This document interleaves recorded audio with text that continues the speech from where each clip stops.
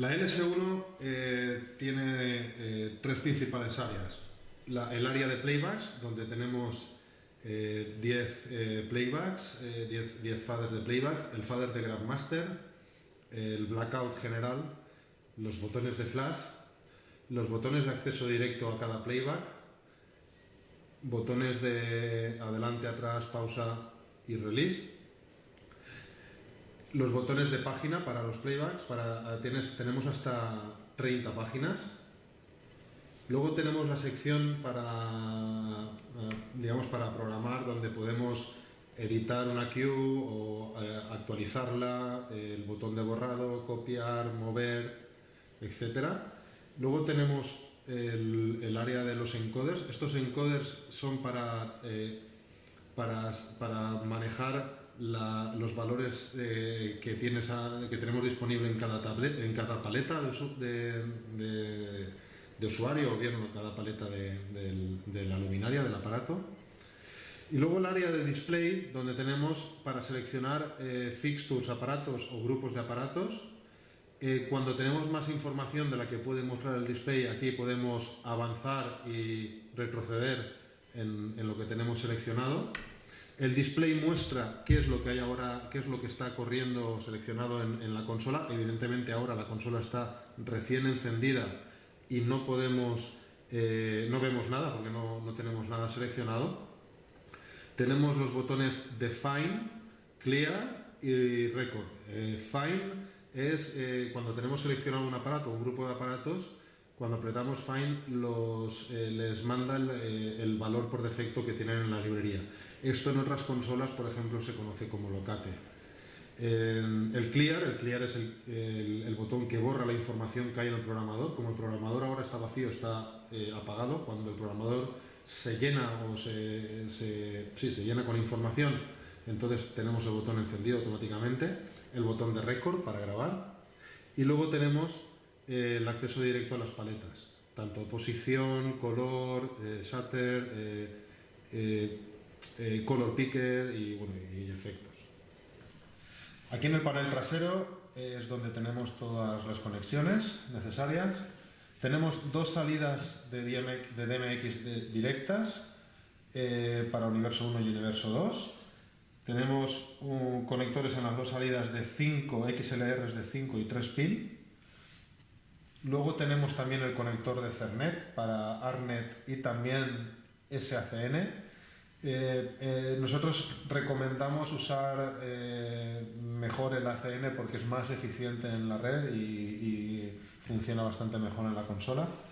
Luego tenemos un conector de 3 pines para un flexo de luz en XLR. Es importante que este conector está diseñado para administrar 5 voltios. Así que lo que hay que conectar es un flexo de 5 voltios. Normalmente suelen ser LED. Luego tenemos dos conectores USB. Un conector USB es para intercambio de datos únicamente, para conectarle un pendrive e intercambiar datos, importar shows o exportar shows o librerías de aparatos, etc. También para actualizaciones de software, por supuesto. Y luego tenemos otro USB que es para cargar cualquier dispositivo que queramos poner aquí de 5 voltios. Un dato importante es que tenemos dos ranuras aquí y otra aquí. Esas ranuras son para meterle un candado Kensington, tanto para asegurar la consola o para asegurar también, por eso hay dos, para asegurar también el dispositivo, si el dispositivo tiene la posibilidad de conectarle un Kensington o de asegurarlo para poderlo unir con un cable Kensington a la consola. Tenemos también la antena Wi-Fi y por último el conector de alimentación, que es un PowerCon True One. Pues para empezar a trabajar con la consola, lo primero es encenderla. Y una vez la enciendas, la pantalla se va a encender y va a aparecer el logo de LiSAR con la palabra Loading. Debemos esperar a que esta pantalla cambie y eso nos indicará que la consola ha arrancado y ya podemos conectarnos a ella. Así que esperamos, tardará unos 20 segundos en arrancar. un poco menos. Como veis, ahora muestra una información, pero hay un dato que nos dice que aún no está lista, ahora sí, ¿vale? Es el SSID. Este número de aquí este nombre de aquí, que pone ahora LYSARC-1FA6, cada consola lleva un nombre diferente, es el nombre del SSID al que vamos a tener que conectarnos. O dicho de otras palabras, es el nombre de la Wi-Fi que vamos a ver en nuestro dispositivo a la que tenemos que conectarnos. Y este de aquí es la conexión, es la dirección IP, la 2.0.0.1 de Ethernet. Es la dirección ARNet, en este caso, por la que saldría todos los datos de MX de la consola. Es importante este número porque nos da para conectarnos al visualizador, etcétera, pues es la IP de la que tenemos que escuchar todos los datos de MX que salen vía Ethernet. Bien, pues bueno, ahora lo primero que tenemos que hacer es conectarnos con nuestro dispositivo a la consola. Para ello, lo primero es ir a buscar la red Wi-Fi. Está buscando y vemos aquí que aparece una red Wi-Fi que se llama LYSARC-1FA6, que es la misma que tenemos aquí. Nos conectamos. Ahora es el momento de poner la contraseña. La contraseña por defecto es SARC Jaws, o las mandíbulas del tiburón. Le damos a acceder. Y ya estamos. Muy bien. Lo siguiente es conectarnos a la consola. Bueno, una vez nos hemos conectado a la red Wi-Fi de la consola, es momento de ver su interfaz. Así que abrimos Safari e introducimos lightshark.org. Ahí está. Y ya tenemos, así de simple, acceso a la interfaz. A mí me gustaría verlo en pantalla completa, entonces creo que lo mejor sería pues, poder tener un icono como si fuera una app. Esto es posible hacerlo tanto en Android o en iOS, y es tan sencillo en el caso de iOS como ir a compartir, al botón compartir, y tenemos aquí el icono de añadir a pantalla inicio. Le damos y nos aparece una sugerencia que es un icono, que es el de la consola, y en la palabra LYSARC. Me parece que es el nombre ideal, así que le doy a añadir y ya lo tenemos aquí. Ya lo tenemos en pantalla completa. Así que este es el interfaz principal de LYSARC que vamos a obtener al conectarnos a ella y ejecutar el navegador. Aquí tenemos principalmente 5 pestañas en la parte superior. Paletas, Virtual Playbacks, donde tenemos acceso hasta los 30 playbacks, QList, la lista de QLists, ejecutores y la ventana de programación o out. En la ventana de paletas, que es la más importante, tenemos en la parte izquierda para seleccionar grupos, seleccionar aparatos en lugar de grupos de aparatos o un teclado numérico donde, por ejemplo, podríamos poner 1 through 8 OK y seleccionaríamos los aparatos del 1 al 8. En la parte inferior tenemos también los virtual playbacks hasta 30 y los botones de página. Tenemos el botón de blackout, todos los botones de edición, de copiar, mover, editar. Como veis, cuando yo aprieto un botón se selecciona en la superficie de control el botón correspondiente. Y al lado tenemos los botones de Find, Clear y Record. En la parte derecha tenemos las paletas de usuario y los parámetros, dependiendo de donde estemos. Si estamos en intensidad, en posición, en BIM, avanzado, gobo, color y efectos. Como veis, cuando yo cambio un botón en el tablet, cambia también la selección en la consola. Y cuando yo aprieto en la consola, también cambia en la tablet. Es decir, los cambios en la selección de botones, etcétera, es siempre recíproco y está en continua comunicación entre la consola y la tablet. Siempre tenemos feedback por las dos partes. Así que en la parte superior izquierda tenemos un botón formado por 3 puntos. Si lo apretamos, accedemos a la configuración de la consola, donde tenemos 3 botones principales: Load, Save and New. Esos botones son para cargar, grabar o crear un nuevo show. Son los botones que necesitamos cada vez que vamos a trabajar sobre un archivo de la consola para programar. Luego tenemos los botones de patch y el File Manager, que es para ver los archivos que tiene la consola, tanto de librerías como de shows, y exportarlos, importarlos de un USB, etc. Tenemos el botón de apagado de la consola. Es muy importante que el botón de apagado de la consola se use para apagarla y no apagarla directamente del enchufe. No es que pase nada, pero siempre es mejor cerrar. Esto lo que hace es cerrar todos los archivos, apagar el computador y dejar la consola preparada para poderla apagar con el botón, y así no tener ningún archivo corrupto. El botón de actualización y un botón de configuración donde tenemos, pues por ejemplo, cómo empieza la consola, si empieza con el último show o con uno nuevo, o el botón de clear, cómo se comporta, si se va a los valores por defecto o a los valores 0 de cada aparato cuando lo apretamos, la hora y la fecha del equipo, el DMX, cómo está configurado, si en ARNet o en ACN, y la salida, el output rate, la configuración de red. Es muy importante que lo primero que tengamos cuando compremos nuestra consola es cambiar el password, porque el password que hemos usado para conectarnos a ella es el password que viene por defecto de fábrica en todas las consolas, y es el password que debemos cambiar si no queremos tener una intrusión no deseada en nuestro sistema. Y la dirección IP de la consola del DMX para el ARNet y el ACN. Muy bien. Bueno, pues lo primero que hay que hacer para trabajar con la consola es patchear aparatos. Así que vamos al menú de configuración, vamos al patch. Esta es la lista de equipos patcheados, que ahora está vacía. Vamos a añadirle. Entonces tenemos que apretar el botón de Add Fixtures.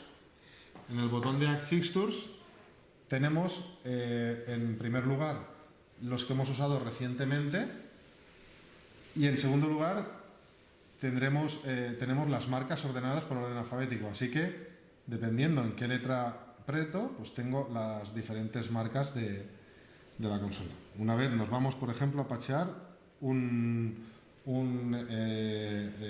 foco de la marca Martin, que es, entonces tenemos aquí abajo los focos por orden alfabético también. Yo quiero un Quantum Profile, así que me tengo que ir al Q, y ahí tengo el Quantum Profile. Y aquí tengo modo básico o extendido, pues le doy extendido. ¿Cuántos quiero patchear? En la parte derecha tenemos la cantidad que queremos patchear. Vamos a ponerle hasta 8. Y podemos patchearlos automáticamente o donde nosotros queremos. Ahí podemos seleccionar el universo, el canal de inicio y el offset entre aparatos para patchear. En este caso yo lo voy a hacer automático. Le voy a dar al botón de patch y automáticamente me aparece el mensaje Patch Done. Si vamos a la lista de equipos patcheados, aquí vemos los 8 aparatos patcheados ordenadamente. Vamos a añadirle otro más. En este caso me voy a ir a uno de la marca Mark, un BIM 201, en el modo 20 canales. Y aquí tenemos 8 más. Le damos al patch, Patch Done. Si vamos a la ventana de patch, los tenemos a continuación. Y aquí vemos los canales de inicio. En este caso no hemos añadido ningún offset por defecto. Muy bien, en la ventana de patcheo tenemos para invertir el pan, invertir el tilt o invertir el shooter en cada uno de ellos. Podemos hacerlo si así lo deseamos, si no, pues lo dejamos como está. Una vez hemos patcheado estos dos grupos de aparatos, en la ventana de grupos automáticamente la consola nos crea un grupo por cada tipo de aparatos. Así que tenemos todos los Quantum Profile en un grupo y todos los BIM 201 en otro grupo. Si por ejemplo nos vamos a Fixtures, vemos que como yo tenía seleccionados aquí los BIM 201, en los grupos tenemos los BIM 201 seleccionados. Si selecciono los otros, pues evidentemente saldrán los otros seleccionados. Un truco: si yo aprieto uno y hago doble clic en el último que quiero, se me seleccionan todos desde el primero hasta el último que he hecho doble clic.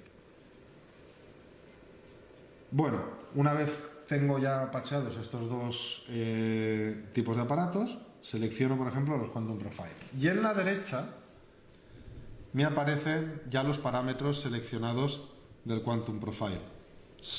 Aquí en este caso tenemos Focus, Zoom, Iris y Prism. Si yo cojo el encoder primero, corresponde al primer parámetro.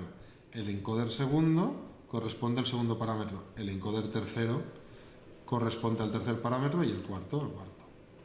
Si yo tengo más parámetros, en este caso tendría que hacer scroll arriba y entonces los siguientes 4 corresponderían a los 4 y siempre irían de 4 en 4.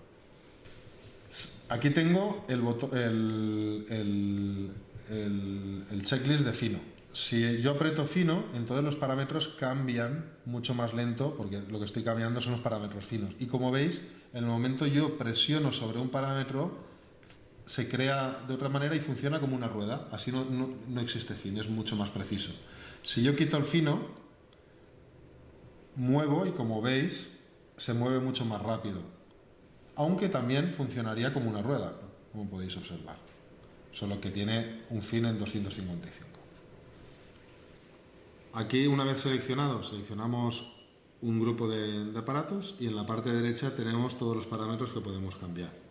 Esos parámetros pueden tener unas paletas configuradas o que podemos configurar o unos parámetros basados en valores. Por ejemplo, en este de BIM tenemos 4 valores. En Advanced tenemos otra serie de valores y sobre todo lo que importa ahora son las paletas. Por ejemplo, vamos a Gobo y en Gobo tenemos las paletas de usuario viendo cada Gobo que tiene. En el caso de los colores tendríamos también unas paletas predefinidas de color, aunque además tenemos el Color Picker, que es una función muy interesante en la que podemos seleccionar un color en concreto y luego los valores de saturación, brillo, etcétera. Y finalmente tenemos la ventana de efectos, donde estos efectos van a ir creciendo con actualizaciones posteriores. Tenemos efectos de intensidad con estas curvas, efectos de posición, otras curvas diferentes con otros parámetros, efectos de BIM y de color. Es, por ejemplo, esta curva, que es una curva en seno, puede tener estas diferentes formas a la hora de ejecutarse. Y luego tenemos los valores de tamaño del efecto, velocidad y el offset que tiene el efecto. Esa es la ventana de parámetros y con todos los parámetros que podemos configurar. Como veis, el botón de Clear está encendido, quiere decir que el programador no está vacío, así que podemos grabar lo que hay dentro. Vamos a grabarlo. Puedo hacerlo desde la consola o desde la tablet. Vamos a hacerlo desde la consola y desde la tablet. Si yo aprieto Rec, se enciende el botón de Rec y le damos en el fader número 3 y automáticamente se ha grabado. ¿Vale? Como vemos, el fader se ha llenado con información. Si ahora vacío el programador, selecciono el fader y lo levanto, desplegamos el menú. Si yo levanto con la consola, vamos a ver que el fader también se levanta. Y como vemos, la información en pantalla también nos está viendo. Como veis, siempre tenemos información disponible tanto en pantalla, visualmente en la consola y visualmente en la interfaz.